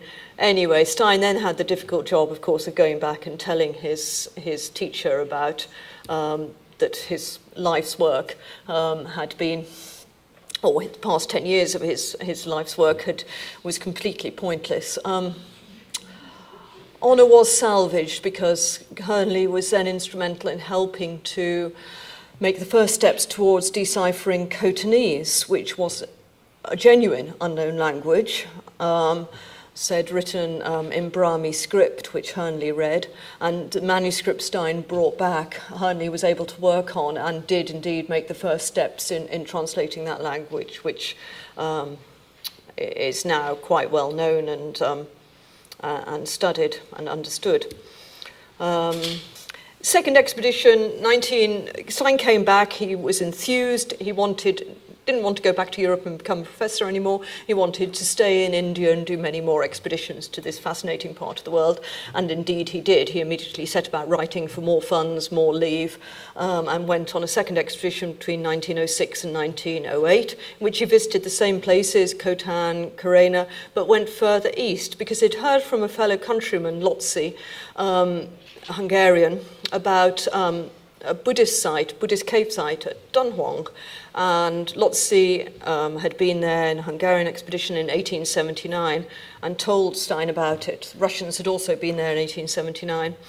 And so Stein went on the second expedition further east, and he excavated at the walls, the defensive walls, Han period walls north of the town during the winter, at which time he uncovered the Sogdian postbag in 1907. And then in the spring, late spring, he made his way back to the town and went to go and see the Buddhist cave. But he'd heard rumors in the town about the discovery among these caves of a library cave.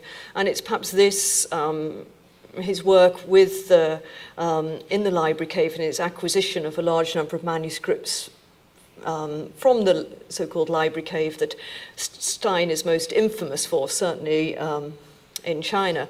But I would say that his work on Khotan and Nia is, and other places, is just as important to scholarship and just as tells us just as much. And I think it's sometimes a shame that that's sometimes eclipsed by his work, his actions at Dunhuang.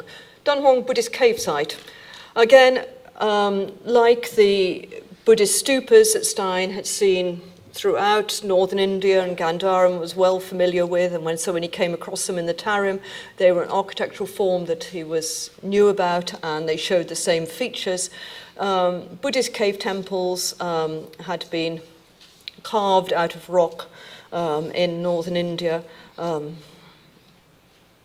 the Deccan from the 3rd century BC. Not all Buddhist, of course. There were other cave temples, Jain and Hindu cave temples, also carved out of rock.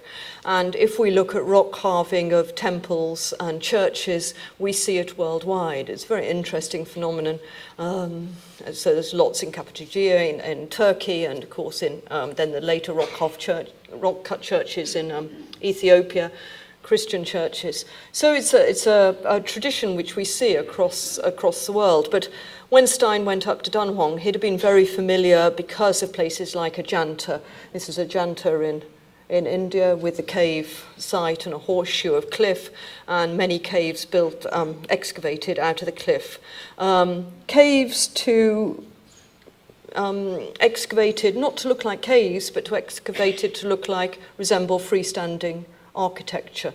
And this is a very typical so-called stupa cave with pillars, and you can see, these would have been, you can see the painting remaining on these pillars. It would have all been painted, and you would circumambulate the stupa at the end. And of course, this is quite an early cave, 2nd century BC, but some of the later caves start seeing Buddha statues on the stupa. This again is a so-called an iconic phase of Buddhism. So a form that he was very familiar with, and indeed he found the same forms in Dunhuang, albeit having to be adapted to fit the materials. The cliff wall at Dunhuang is very friable. It's not rock that can be easily carved. It's just very friable material.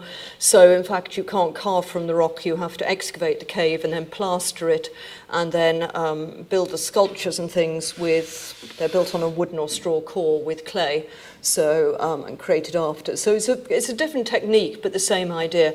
And again, built to replicate freestanding architecture. So we have the rafters painted on, and here a lantern decker roof, which I'll talk a bit about as well. But an iconography, a style of architecture that he would have known from his visits to such similar sites in India. And in fact, again, like stupas, we see cave sites along this whole route from India into China, Buddhist cave sites. Now, some of them are very well known. There's others, though, more and more coming to light, which are perhaps not so well known.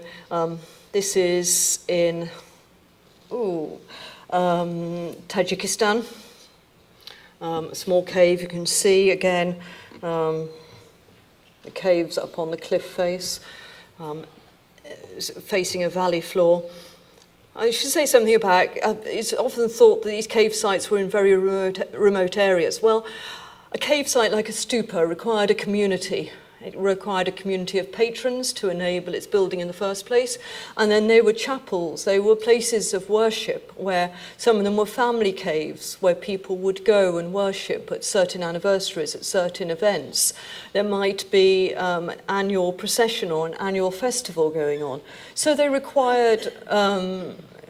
they couldn't be too remote because you wouldn't have had that level of been able to support that level of population. Most likely there'd have been a monastery and some community down the village floor, on the floor of the valley, certainly at Dunhuang and at Bamiyan.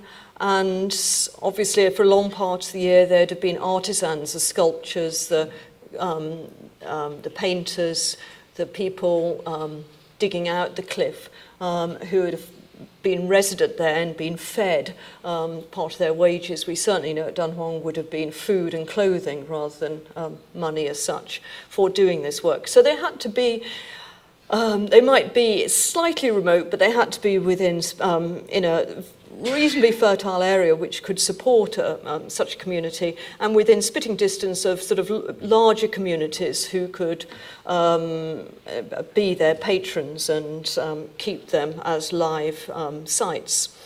So they weren't, they tended to be like this, as I said, over valley floors, but quite close to areas of population. This is another site, this is in southern Turkmenistan, again next to the river, and the caves built up on the cliff. A lot of these sites have, there's very little left in them, so Dunhuang is very exceptional, or is exceptional in having been one of the most complete sites and having very, very complete sculptures and paintings, and it's quite remarkable in that. But these sites would have all had sculptures and paintings in them, and communities of people living at them. There's quite a lot in Afghanistan which Japanese have done work on sort of 20, 30 years ago, but all these places are becoming more and more difficult, obviously, to visit now and to work on. And then, of course, famously Bamiyan, but possibly later than some of these early caves at Dunhuang and everything. This is a drawing by Charles Masson, who some of you might know in the mid-19th century, who was a rather interesting figure who travelled widely throughout Afghanistan. Bit of a shady character, but he did leave wonderful drawings and notes of the places he visits, which have been used most recently, for example, in the reconstruction by the Aga Khan Trust for Culture of Babur's Palace in Kabul, because one part of that was destroyed and they were going to reconstruct it, and they used Masson's pictures from this early time before its destruction. So these things are not only documents that tell us about what somewhere was like, they're useful for the preservation, reconstruction, and the active management of the sites nowadays. And of course, now with the main Buddhas missing, and the recent furore over the Buddha's feet reconstruction, which I'm sure many of you have heard about. It's all Bamiyan's back in the news. Just to say something about the architecture again, because again it shows this movement of influences along the Silk Road. I think architecture is always very interesting because it's, you know, you can move a piece of glass or a little bag of musk or a scent bag or a boy's coat or something like this, or an idea very easily, whereas architecture is much more conservative in terms of the fact that it takes a lot bigger investment for a new community to adopt it. So if an architectural form is transported into a new community, there has to be, as I said, quite a lot of investment among that community to adopt that new architecture, more than other forms of heritage, many other forms of heritage. And so it's particularly interesting when we see movements of certain types, architectural features and forms along the Silk Road, and I think deserves more work. Of course, it can be said again, like everything else, that people tend to build in the materials that are local to them and tend to often come out with the same building technique. So if we look at the mortise and tenon joints, which is found in Nia very widely, but it's found everywhere. The mortise and tenon joint is just one of those things that was probably found arose separately in different communities rather than having a transmission. But who knows? So an interesting feature that you see in lots of the Dunhuang caves, I pointed out earlier, is this type of ceiling. And in Bamiyan, and this is one of the Bamiyan caves, rather than being painted, it's actually the same type of ceiling is actually created with wood. It's ceiling which has square wooden rafters, and then another square, and then another square, so you get diamonds going up. Central Asian architecture would have again been familiar with Stein through the communities he was passing through. If you travel in the Tajikistan nowadays, you'll see the same architecture being used in local houses. It's a skylight for the middle of the room. Often you have your fire in the middle of the room so it lets the smoke escape. But very, very typical architecture of this time, and we see it in Dunhuang. Now, there has been discussions in China about also whether it was used in China, and there is this caisson ceiling, which is slightly different, which we do see in China, but this lantern deco with the cross wooden rafters, I think probably does come from Central Asia. So there's all sorts of clues there showing us, and here's another example of it here. You can see painted on one of the Dunhuang ceilings. All sorts of examples. Oh, something else I couldn't resist putting in, sorry. I'm only going to I'm going to whiz through another 10 minutes, quarter of an hour, and then give you time for questions, if that's okay, yeah? Again, just looking at ceilings, so we see the architectural form moving across and being adopted or represented in early caves and later caves, indeed, at Dunhuang and in other caves through Central Asia. And we can see a clear pattern and understand that. There's still things that we're struggling, many things we're struggling to understand. And I would say this is a particular nice example. About 15 years ago, about 2000, what's that? Yeah, almost 15 years ago, when I was working on starting to think about an exhibition on the Silk Road, I was contacted by a group in the southwest of Britain who called themselves the Three Rabbit Group.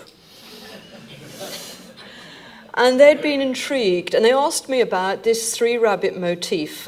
This is one from the Sui dynasty, so late 6th, early 7th century, in Dunhuang.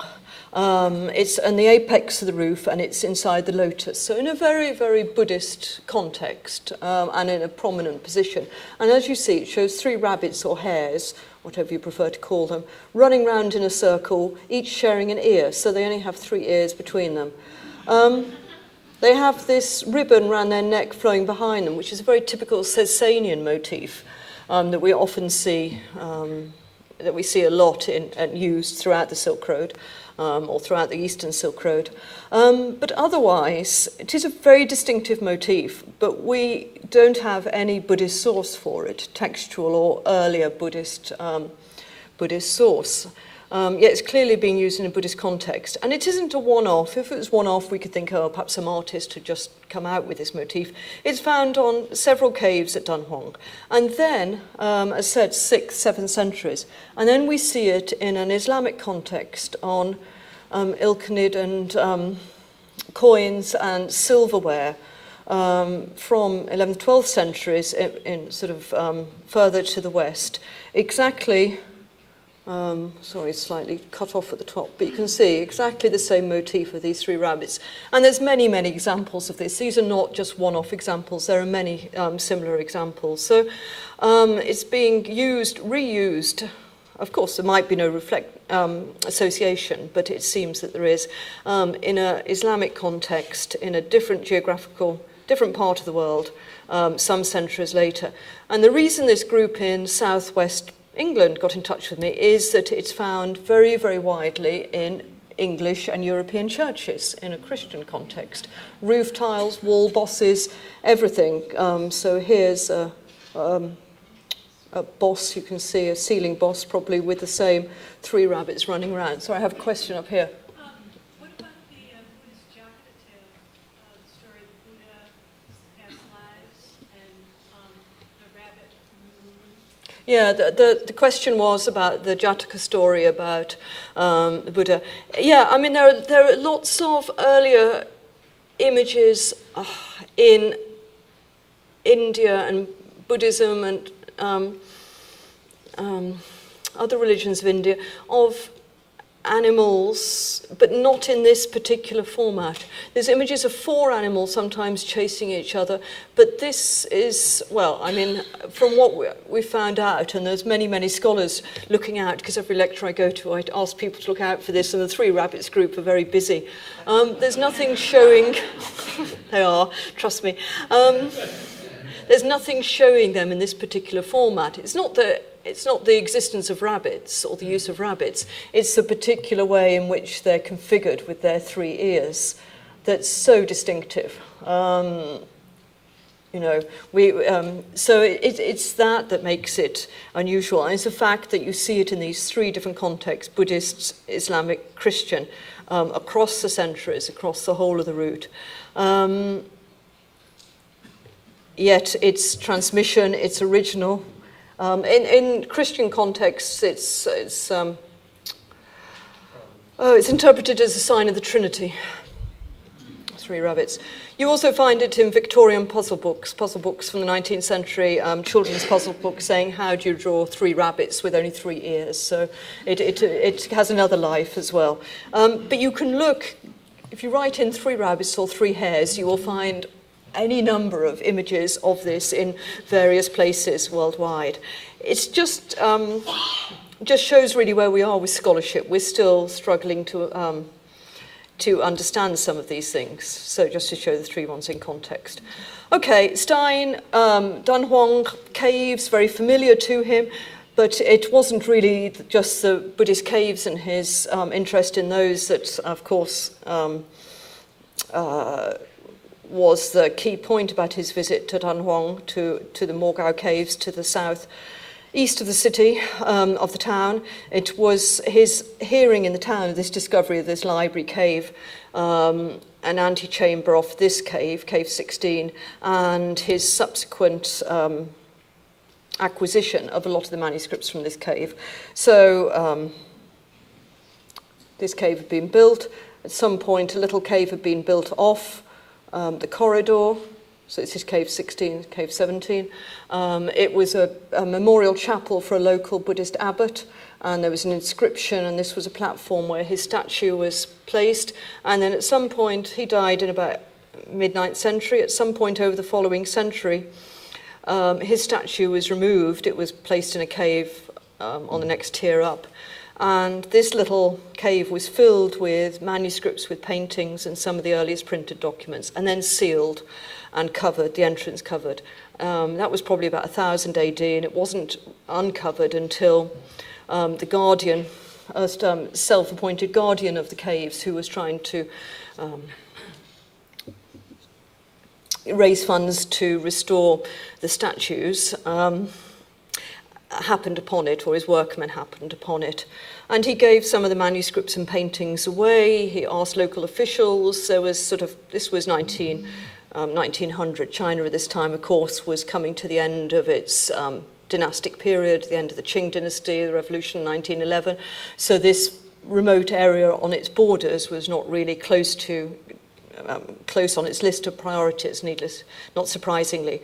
So nothing happened, and he put everything back in the cave, and then Stein came along and persuaded him over several days of negotiations to part with a great number of these manuscripts. And this picture is often shown. This is the main cave, and here's a little door that was originally, as I said, plastered over and repainted with this frieze of donors, so of bodhisattvas, so it wasn't visible.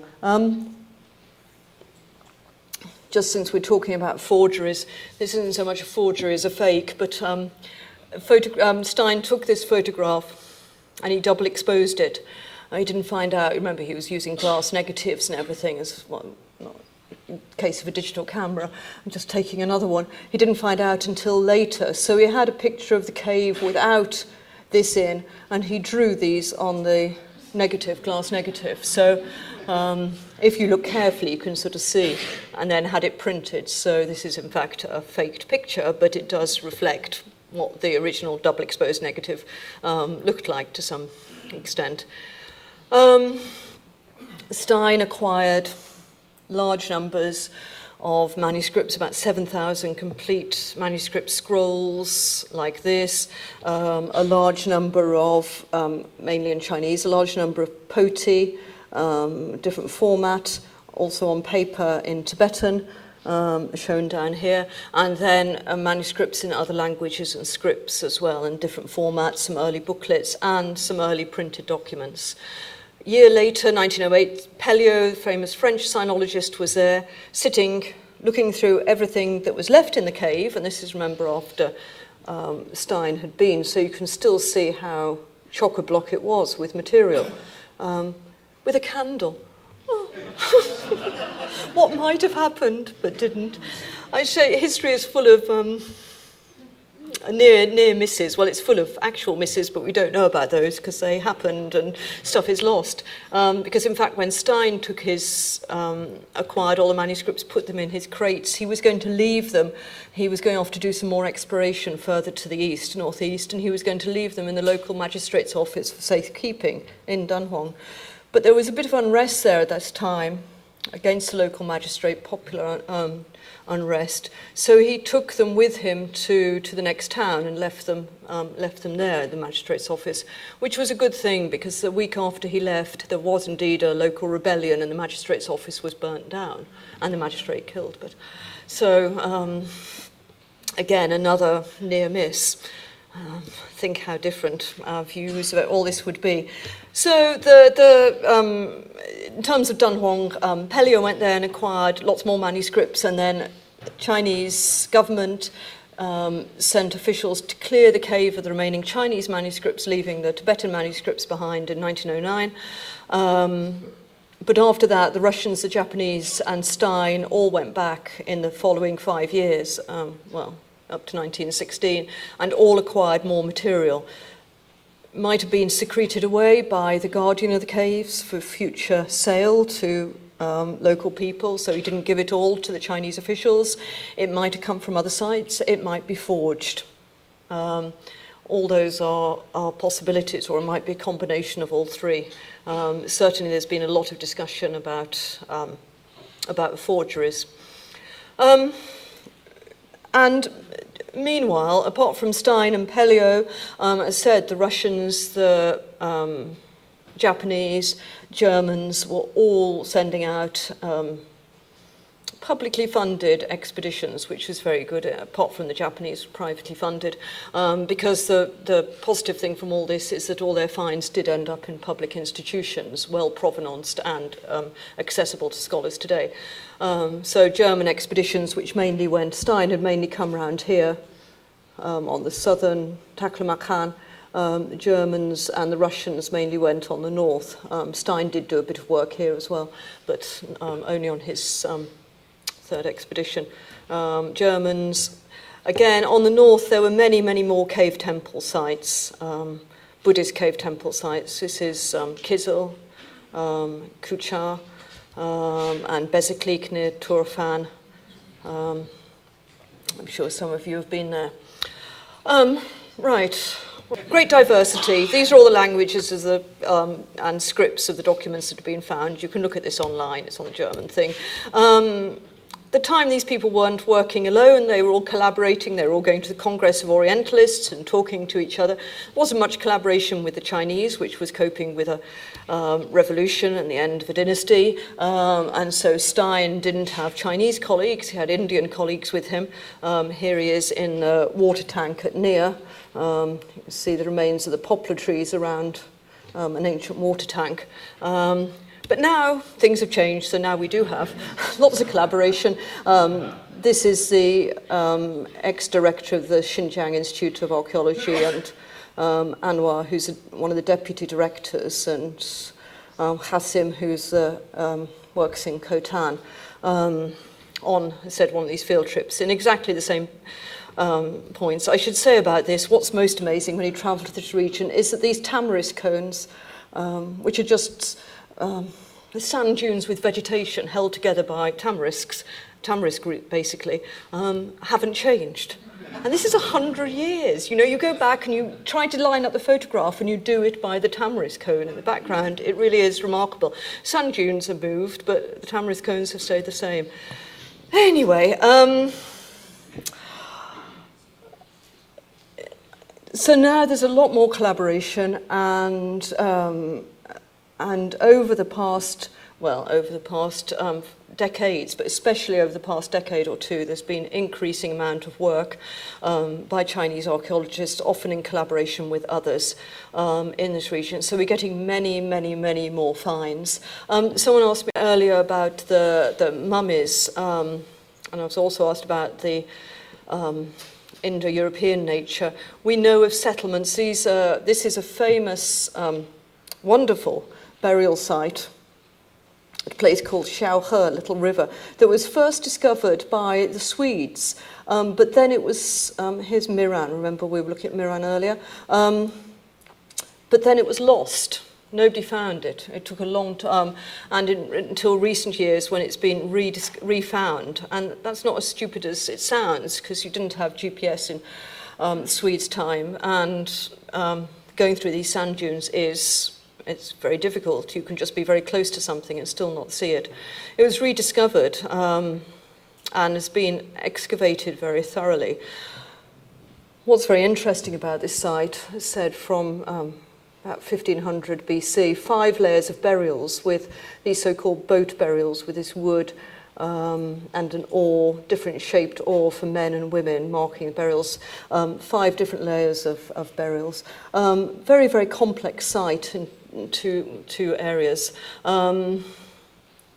The people there might well be Indo-Europeans. There was an Indo-European population in this area from earliest times, and Indo-European languages are found in this area right up to the time of the Silk Road, such as Tocharian. And so this is not so much a surprise. But what this site does exemplify is 2 things. One is how difficult it is to find sites, and once you've refound them, the difficulties of excavating them.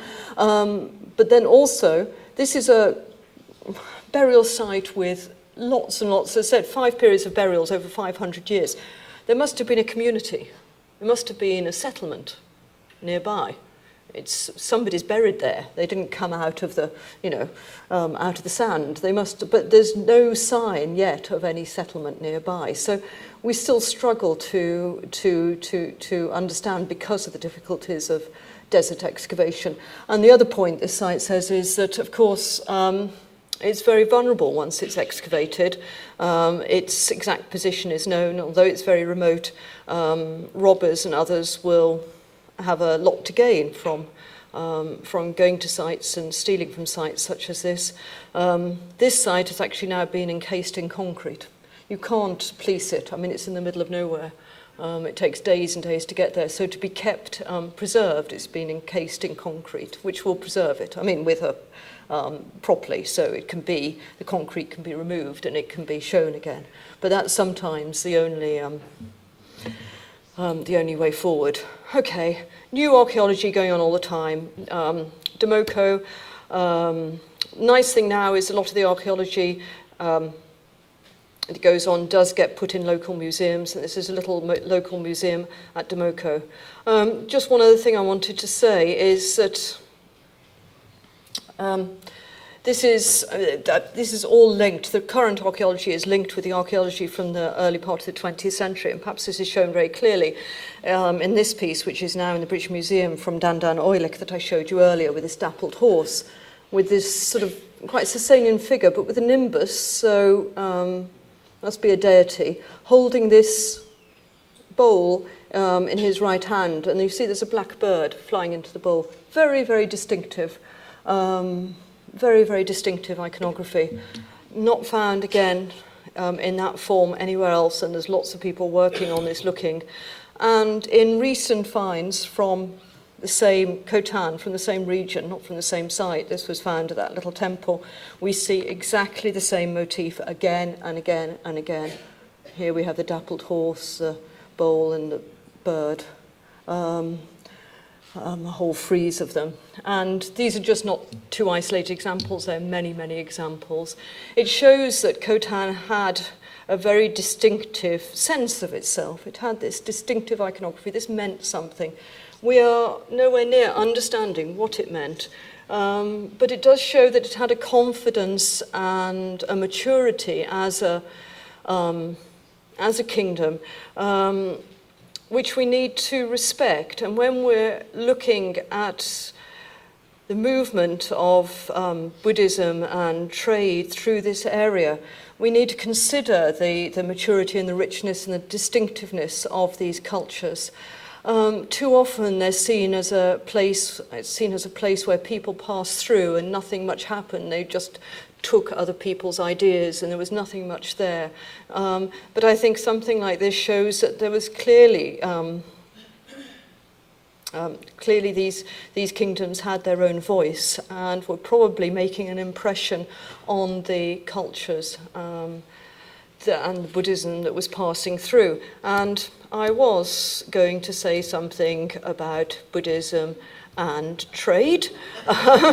You can get a whistle-stop tour, but how from things like this, from the pigments used in the caves, from the very fact that these great extensive cave temples exist and these large stupas exist,